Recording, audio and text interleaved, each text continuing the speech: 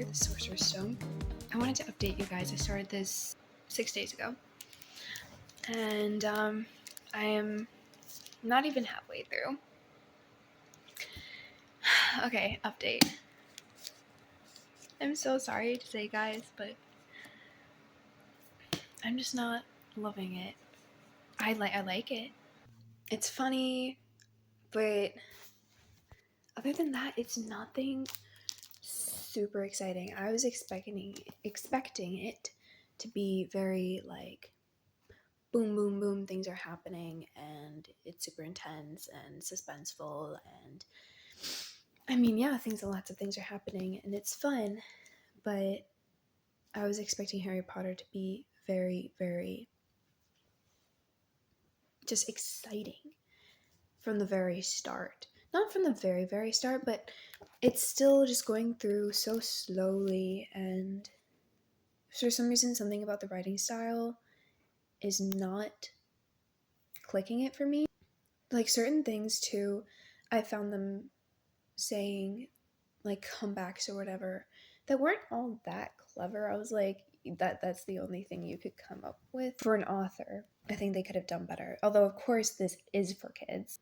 I guess that's a reason. I don't want to trash it. I am enjoying it. As I said, like there are some really funny things. There are some clever things that I really like, and the world in general is it's so lovable. The characters are lovable. Yeah, not what I expected Harry Potter to be. Of course, this is the first book, and I do know that often for really long epic series, the first book is really just an intro and it isn't as interesting as the rest of the books. So we really have to give it a chance. So I definitely will be reading the second book. And also, I'm not even quite halfway. Almost, but not quite. So I definitely still have a lot to go. I don't think I should be judging it yet. I just kind of want to update you and just kind of give you my feelings off the bat, just in case you're curious of like, yeah, actually, like, I'm surprised. I'm not enjoying it as much as I would like to, as much as I expected I would. Yeah, it's just crazy. I wasn't planning on updating you right now, but it just felt so strange. I thought I might tell you.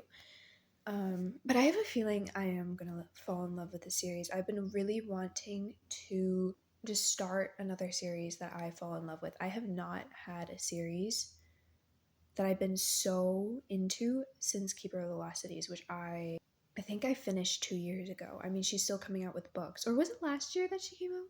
No, she didn't come out with Stellar Loom last year. Did she? I don't know. Somebody tell me. I can't remember. But whenever Stellar Loom came out, I read it like a couple months later. Those were books where I could be constantly reading and I could not put the book down. So I really, really wanted something like that.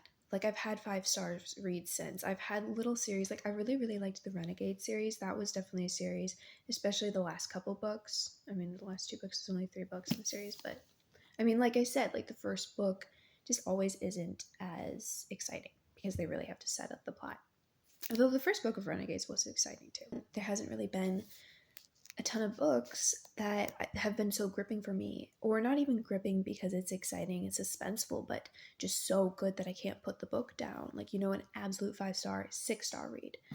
And I really want that again. Especially series, because you're able to just continue on with the characters. Long series, thick books are my favorite because they just never end.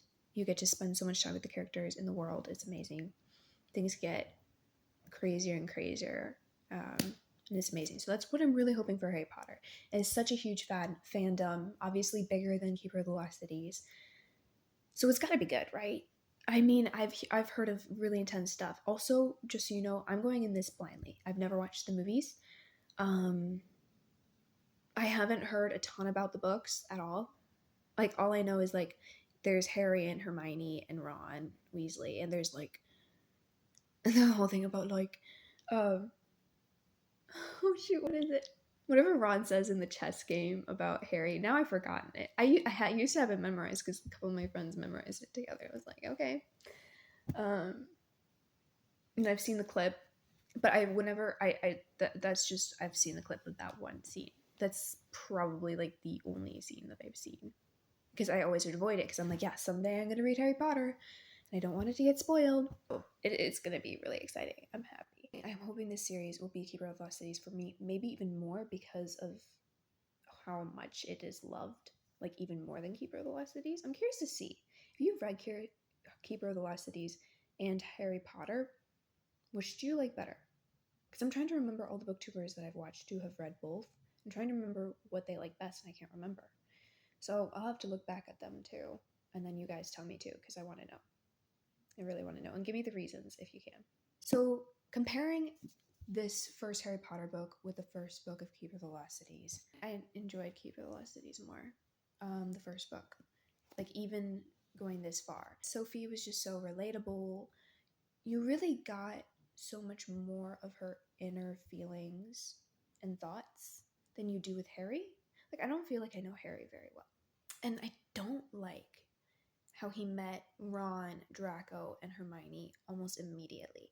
I like it when the characters that are going to remain with you for the rest of the books are like interspersed. Like, you don't even know from reading the first book that they're going to be like the biggest characters. Like, for instance, Keith in Keeper of the Lost Cities, I thought he was just this like cool kid at school and there was nothing more to him. Like, I did not realize that he would have such a huge role in the series. Maybe I shouldn't have told you that, but it's not. I mean, you see him on the covers of the other books, so it's not like. And I must say, after reading the first book of Keeper of the Lost Cities, I did question. I was like, do I finish the series? And I was like, well, I'll just give it a try. I don't have anything else to read right now, because that was when my TBR was itty bitty. It was like kind of the start to my reading journey. I'd always been a reader, but not as insane as I am now. And I'm so thankful I did, obviously. Yes, I did consider not finishing the series. I never thought of DNFing the first book. Whereas I actually have considered DNFing Harry Potter, but I'm like, I know for a fact that as the series goes on, I'm going to get so into it that this is just the first book and they're just setting up everything. And I know I'm going to talk about this so many times later about like, oh my gosh, I was so stupid. I just really needed to wait. I know for a fact, because that's just what happens. It's really reminding me of Percy Jackson right now, just because I feel like it's definitely a little bit more geared to the younger side, which I was surprised because I've heard like there's some dark stuff in Harry Potter. So I was expecting it to be more geared to even older kids. So don't go away from this thinking that I'm hating it. I just like to make clear what I don't like about it, and I think that often covers up what I do like about it. I am liking it. I'm at the chapter of the Sorting Hats. I've definitely heard of the Sorting Hats, but that's I don't know what exactly it is. I think that's when they get sorted into their houses. That's my guess. And yeah, I'll take you along on this journey of me reading Harry Potter, and we'll see what I think of it in the end.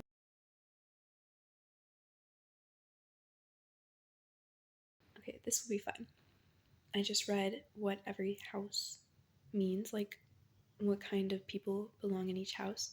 So I'm going to make a guess on where Harry, Ron, and Draco and Hermione will be.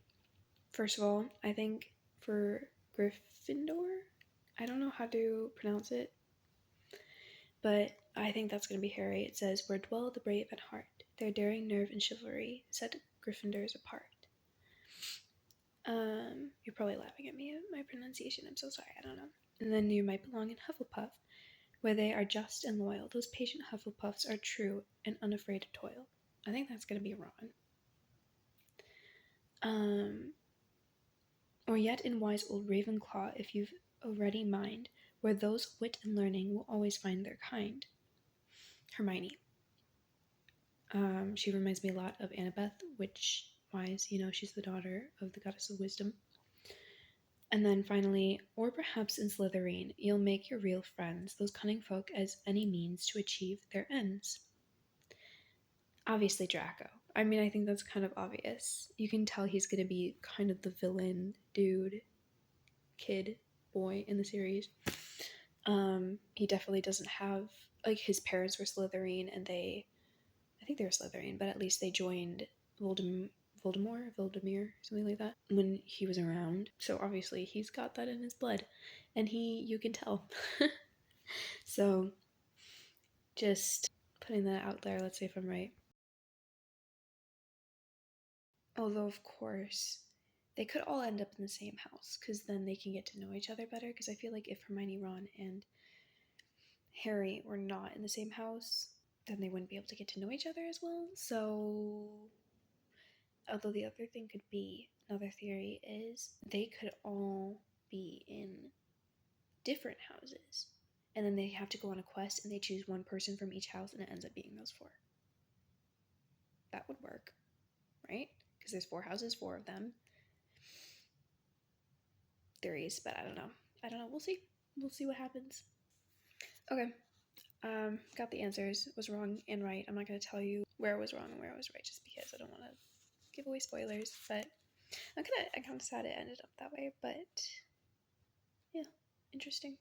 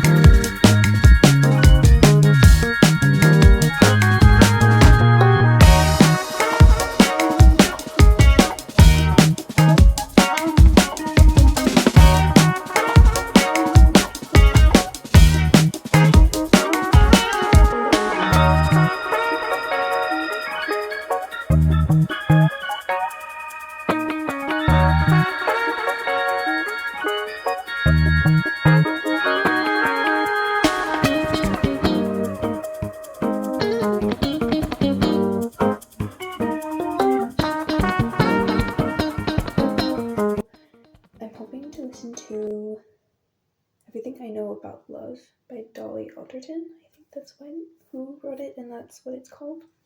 I've only heard amazing things about it, and I've been wanting to get my hands on it. Never thought it would be anytime soon, but now that I'm getting into audiobooks, I'm like, this is amazing. This is perfect time to do this.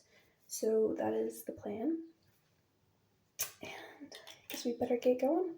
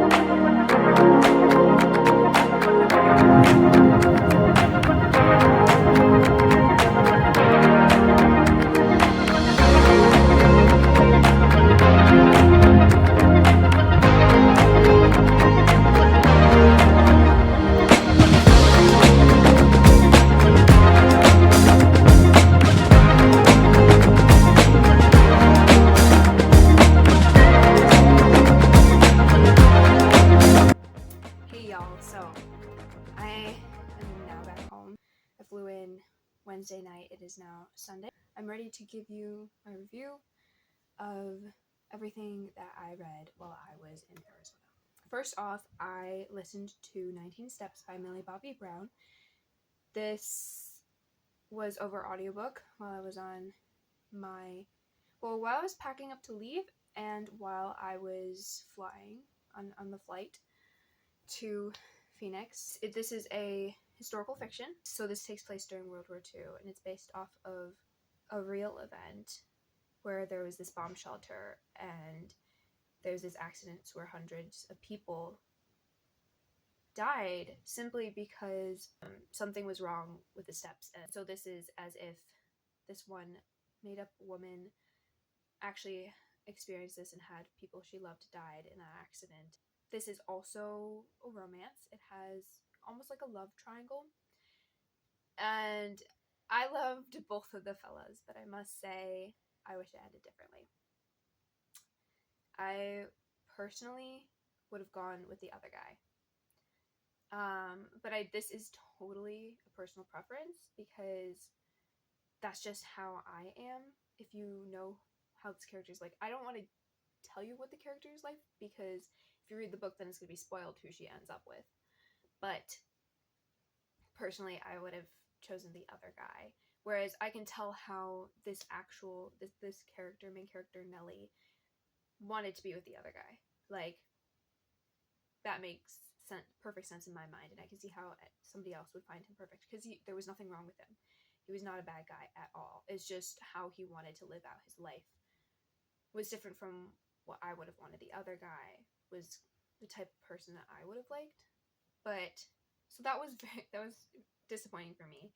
I really wanted it to be the other way around. But it was still a very good book. What I enjoyed about it was that it took place in war times, but it wasn't in direct battle. And she wasn't like doing this incredible thing or anything. She was just an ordinary person going down into the bomb shelter and happened to experience this. I just admired that because I feel like so many times it's like, yeah, you get those huge drawn out stories, but there were also those just normal people who obviously suffered a lot because they were being persecuted and everything. I really liked it. And it had so much joy and it wasn't all depressing. It was really just that one event that tore everything apart, but they were able to build back up after that. So this was written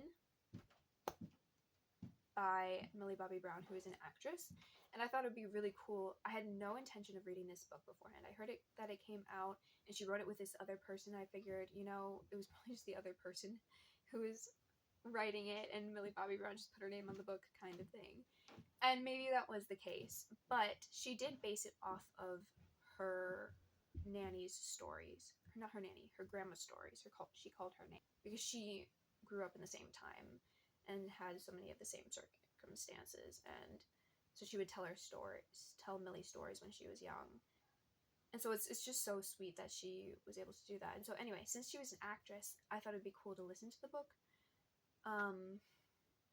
because she would be able to tell the story very well, and she did. I loved it. Yeah, and I'm glad that I was able to pick it up that way. I was very curious about how this story related to her life. Like, there were the two guys who were like different, but both good guys. And Millie just got married like over the spring or something. So I wanted to see like, okay, so which one is Nellie gonna choose? Like, okay, so which would Millie choose? So what is her husband like? What does she want to find in her husband? It was kind of interesting. I don't know if that is actually how her husband is like. I don't know.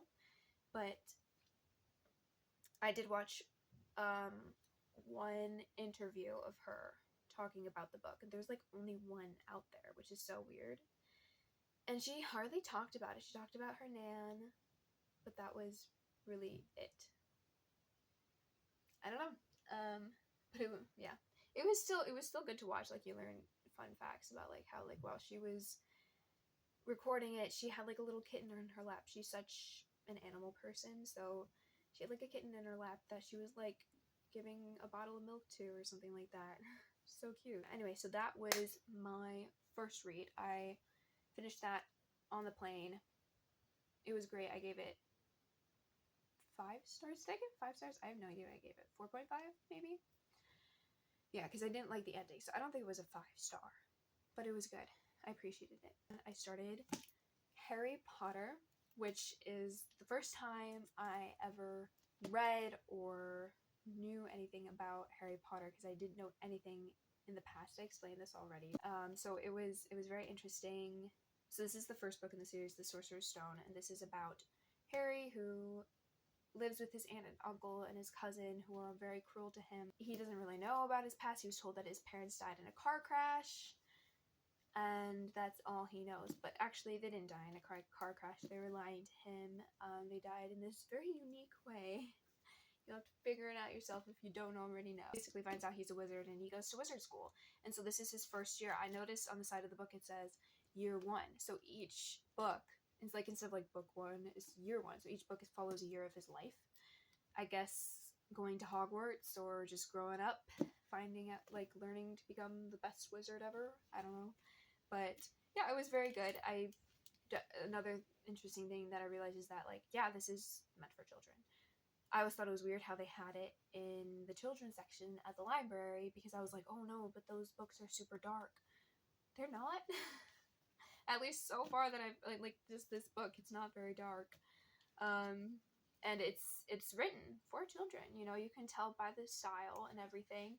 And yeah, it's a middle grade book. It was very good for a middle grade book. I think I was expecting more of it because I've just heard so much about it, but this is the first book, and from experience, like, first books are just typically not, if they're meant to be a series. Sometimes people write one book and they're like, oh wow, this did really well, I'm gonna write a second one.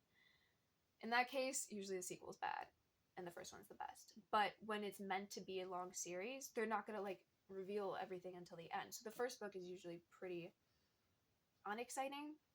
So I'm just hoping for that. I'm just hoping that the rest of the series was going to be great, because it has to be, because it has such a following. And then there's also Harry Potter and the Chamber of Secrets, which I checked out of the library already, and I would like to begin. I have not begun it yet. So yeah, there's Harry Potter. I finished that. I think I gave it 5 stars, because it just deserves it for being middle grade. I started listening to Everything I Know About Love by Dolly Alderton. This is a memoir. I've been getting very into audiobooks, because if you checked out my last video, which if you haven't, you should, I listened to an audiobook of Percy Jackson and the Olympians, the Chalice of the Gods, and I liked my experience because I was able to do something while reading. So it was like, wow, I get to multitask. So, and then I found, oh, you can, like, listen, like, especially with memoirs, like, you can listen to the actual author who experienced all of these things herself or himself, explaining these things to you, telling the story to you. That's also why, like, I found Millie Bobby Brown. I was like, oh yeah, that'd be cool to hear her telling that story. So yes, this is a memoir. It is recorded and told by her. And it's her story of the discovery of love. I have found it really to be, I've not finished it yet, I'm working on it. I found it really to be a story of just struggling to figure out love life in this day and age, in this modern era.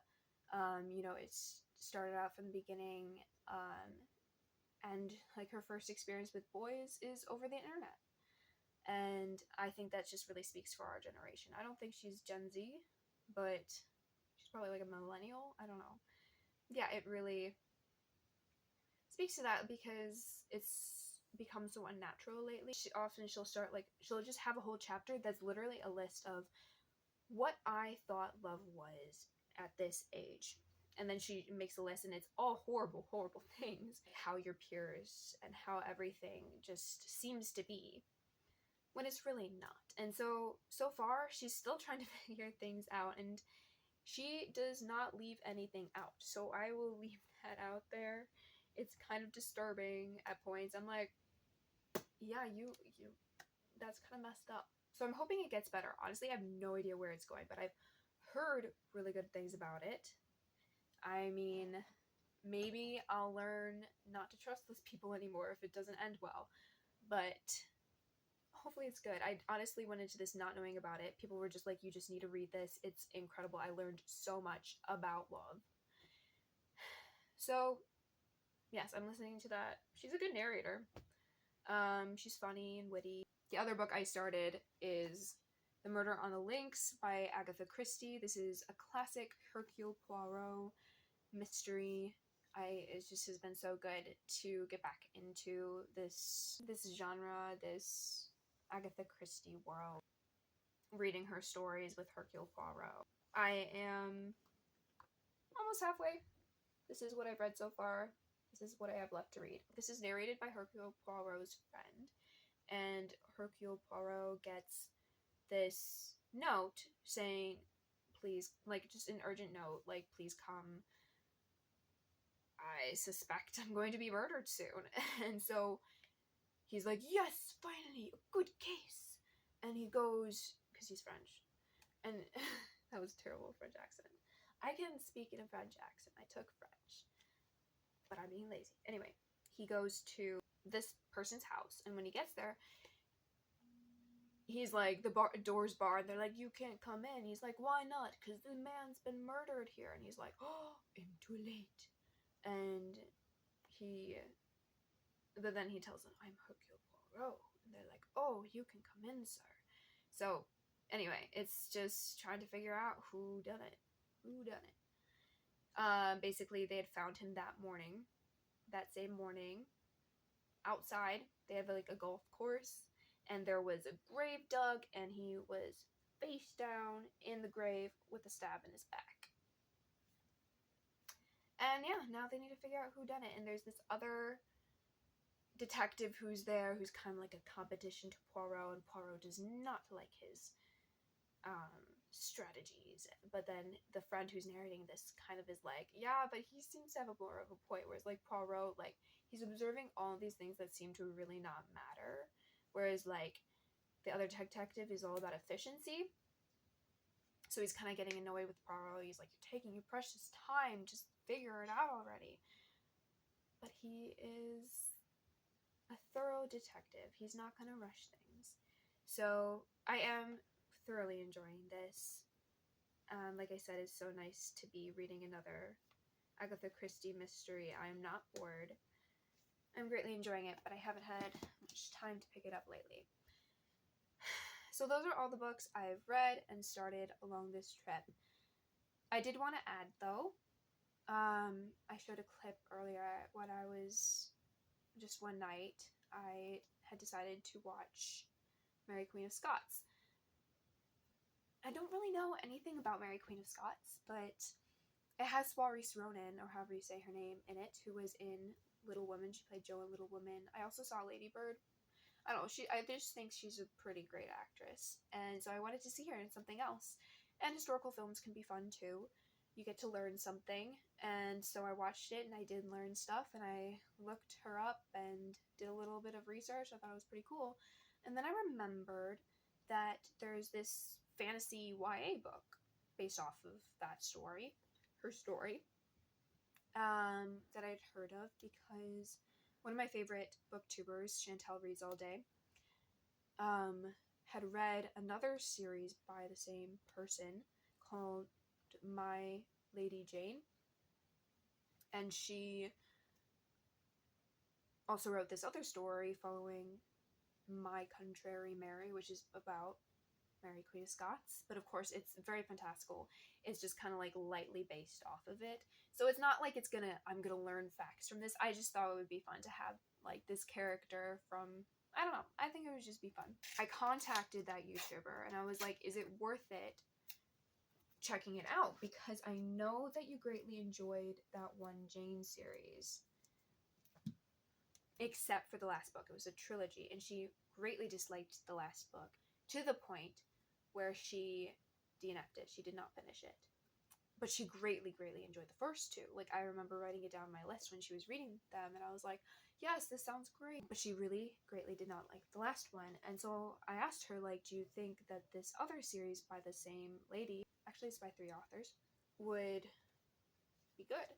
And she basically was like, no, I don't think so. She said that the third book was really trying to push certain themes, and she did not appreciate that. Like, obviously to the point where she couldn't even finish it. Like, she wasn't even going to give it a chance, even though she greatly loved the first books. Like, she couldn't even see how it ended. Like, it just, she greatly disliked it that much. And I don't know if she's ever read My Contrary Mary, but she still said, like, I would not, like, flat out no, like, I would not recommend it. And I completely trust her. So did I check it out from the library? Yes. I still got it, even though, like, I went out of my way to contact her and she went out of her way to contact me back. I still got it. I don't know. I just am so curious because I love, if you watched my summer reading wrap up, you just know that I love when things connect, especially with reality. So I would love to just be reading and be like, oh my gosh, yes, that and this, and oh my gosh, that's so cool. I have a feeling I won't like it because I do trust her word. It's a really fun cover though, isn't it? I had been hoping for the paperback. I think that would be a really cute paperback, but I got the hardcover because I had placed it on hold from the library. I didn't get to choose paperback or hardcover, but yeah. So I will be starting this soon. I just want to update you because it's kind of related because I got inspired while I was on the trip to read it. So you'll just have to subscribe so that you can see what I actually think about it. Likely, I won't like it because I trust Chantel's word. But we're going to try it. And maybe after this I'll be like, yep, never again. I'm always going to listen to Chantel. She knows what she's talking about. But sometimes you just need to try things for yourself. And I think that's the only way that I'll like ever, that I'll like justify me turning it down is by like actually trying it. Because I feel like otherwise I'd always be like, oh, I could have read it. Well, then now I'll know. And I also learn that I should trust Chantel. It's like I already know that I won't like it. I don't know, it looks interesting. I love that cover. It's so cool. Anyway, that was all my reads, all my current reads, and all of my future reads from Arizona. I hope you enjoyed this. I am excited to continue the Harry Potter series, begin My Contrary Mary, finish these books that I started. So let me know if you have read My Contrary Mary and if you would recommend it. Obviously, I probably won't listen to you because I didn't even listen to that one person that I do trust. That's all I have for you, and I'll see you next time. Bye.